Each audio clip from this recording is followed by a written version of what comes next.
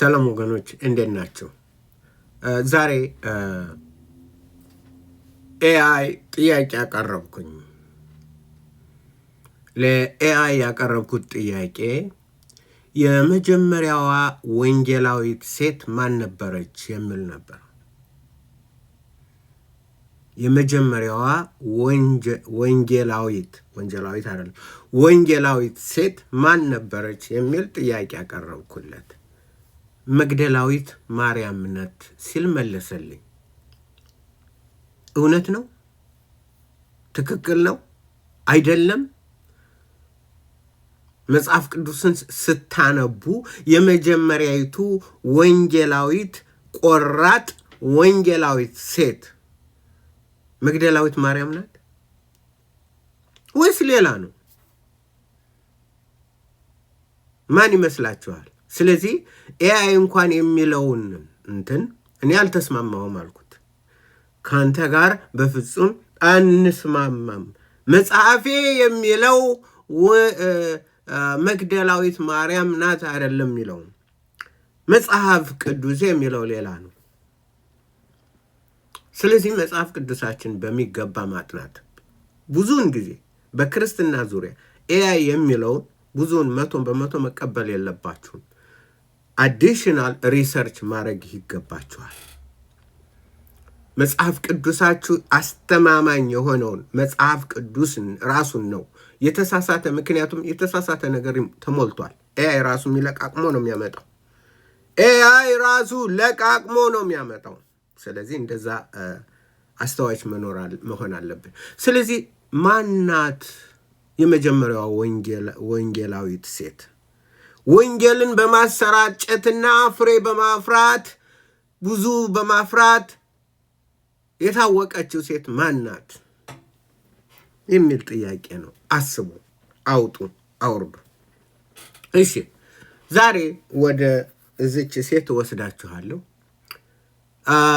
የምትገኘው የት ነው ያልን እንደሆነ የዮሐንስ ወንጌል ምዕራፍ 4 ነው። በሰማርያ ሊያልፍ ግድ ሆነበት ይላል መጽሐፍ ቅዱስ። እንደዚህ የሚለዋል፣ በሰማርያም ሊያልፍ ግድ ሆነበት።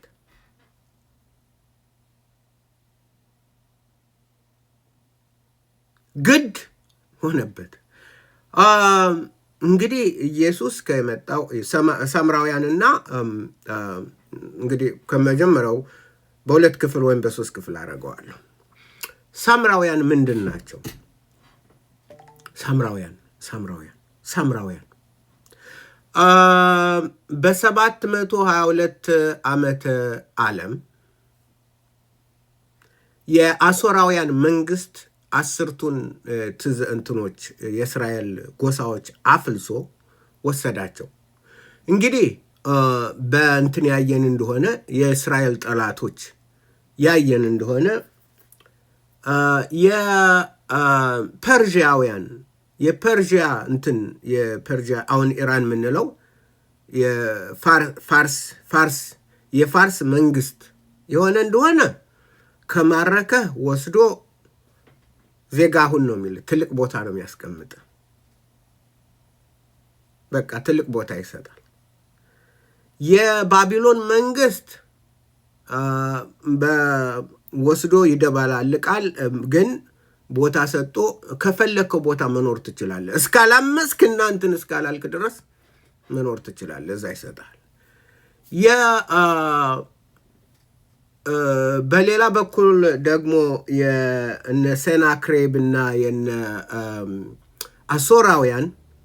አሦራውያን ደግሞ የመጨረሻ ክፉዎች ነበሩ።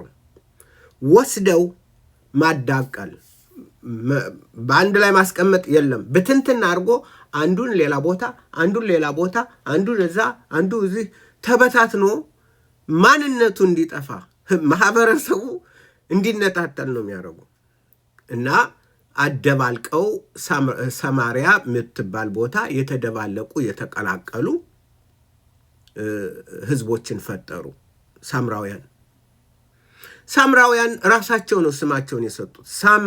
ሸምሮኒም ማለት ነው። ሸምሮኒም ማለት ጠባቂ ማለት ነው።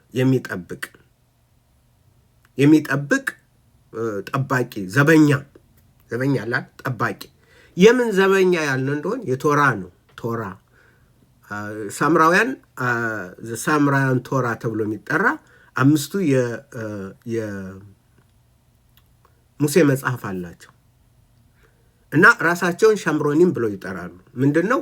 እኛ ጠባቂ ነን፣ እኛ የእግዚአብሔር ዘበኛ ነን።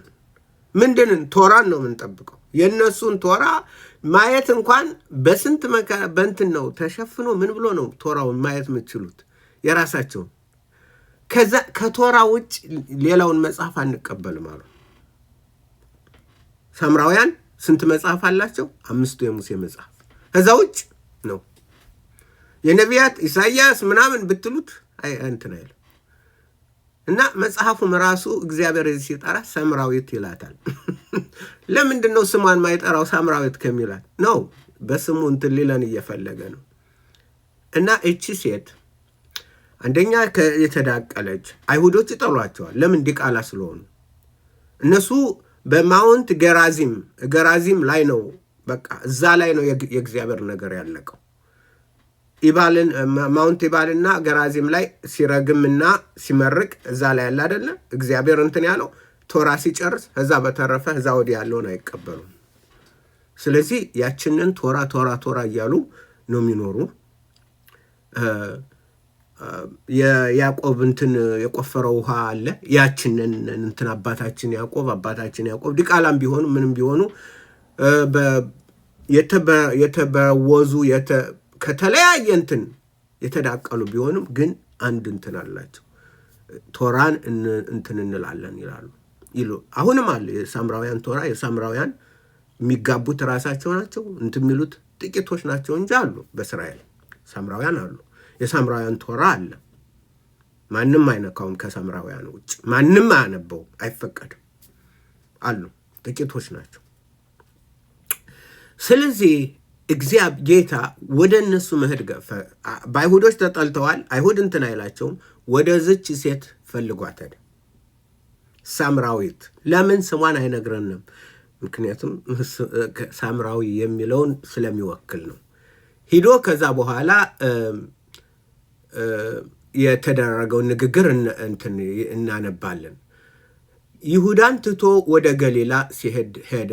ዳሩ ግን ደቀ መዛሙርቱ እንጂ እሱ ኢየሱስ አላጠመቀም። በሰማርያ ሊያልፍ ግድ ሆነበት።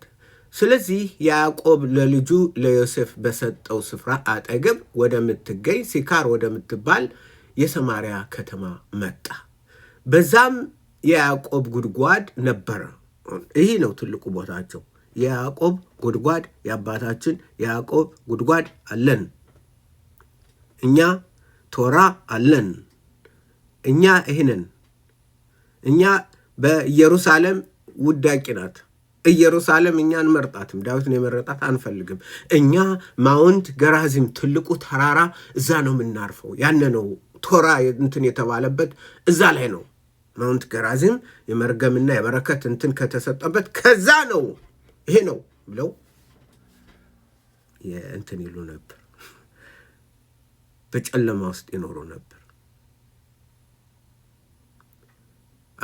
በዛ ደግሞ የውሃ ጉድጓድ የያዕቆብ ጉድጓድ አለ። ስለዚህ የአባታችን የያዕቆብ ጉድጓድ እዚህ ላይ አለ።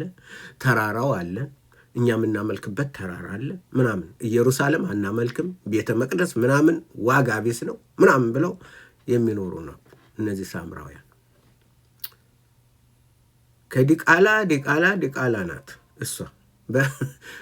በውሃ እንኳን ወደፊት እንትን እለዋለሁ እንቀጥላለሁ። ምክንያቱም ያው በደንብ እንትን አይለኝም፣ በክፍል አደርገዋለሁ። ስለዚህ ማንበብ ልቀጥልና ወደ ኋላ እንትን እንላለን። ከሰማርያ አንዲት ሴት ውሃ ልትቀዳ መጣች። ኢየሱስም ውሃ አጠጭኝ አላት። ደቀ መዛሙርቱ ምግብ ሊገዙ ወደ ከተማ ሄደው ነበረና፣ ስለዚህ ሳምራዊቲቱ አንተ የይሁዳ ሰው ስትሆን ሳምራዊት ሴት ከመሆን ከእኔ መጠጥ እንዴት ትለምናለህ አለችው። አይሁድ ከሳምራውያን ጋር አይተባበሩም ነበርና። አይተባበሩም። ለምን? እንደ ዲቃላ ስለሚያዩዋቸው።